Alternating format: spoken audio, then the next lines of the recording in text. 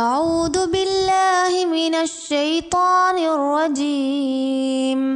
சபிக்கப்பட்ட ஷைத்தானை விட்டு அல்லாஹ்விடம் நான் பாதுகாப்பு தேடுகின்றேன்.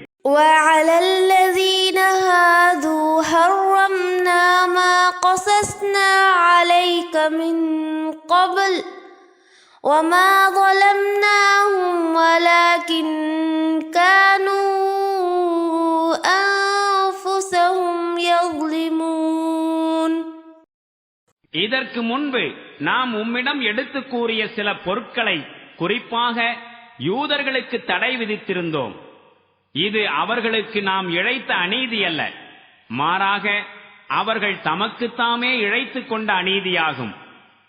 ثم إن ربك للذين عملوا السوء بجهالة ثم تابوا من بعد ذلك وأصلحوا إن ربك من بعدها لغفور رحيم. ஆயினும் எவர்கள் அறியாமையின் காரணமாக தீய செயல் புரிந்தார்களோ, பிறகு பாவ மன்னிப்பு கோரி தம் செயல்களை சீர்திருத்திக் கொண்டார்களோ, அவ்வாறு அவர்கள் பாவ மன்னிப்பு கோரி சீர்திருந்திய பிறகு நிச்சயமாக இறைவன் அவர்களை மன்னித்தருளக் கூடியவனாகவும் அவர்களுக்கு கருணை புரிபவனாகவும் இருக்கின்றான். إن إبراهيم كان أمة قانتا لله حنيفا ولم يك من المشركين. உண்மையில் இப்ராஹீம் ஒரு முழு சமுதாயமாய் திகழ்ந்தார். அல்லாஹுக்கு அடிபணிபவராகவும் ஒருமனப்பட்டவராகவும் விளங்கினார். அவர் ஒருபோதும் இறைவனுக்கு இணை வைப்பவராயிருந்ததில்லை. شاكرا لأنعمه اجتباه وهداه إلى صراط مستقيم.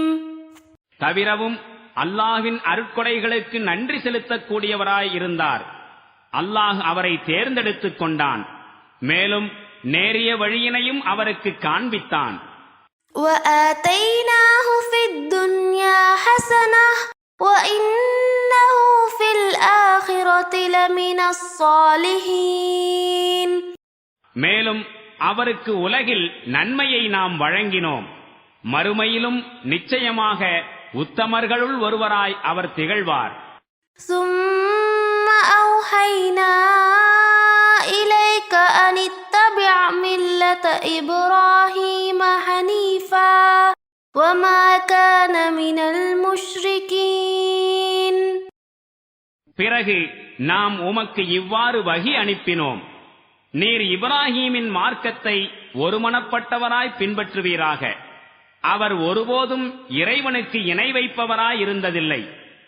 إنما جعل السبت على الذين اختلفوا فيه وإن ربك ليحكم بينهم يوم القيامة فيما كانوا فيه يختلفون.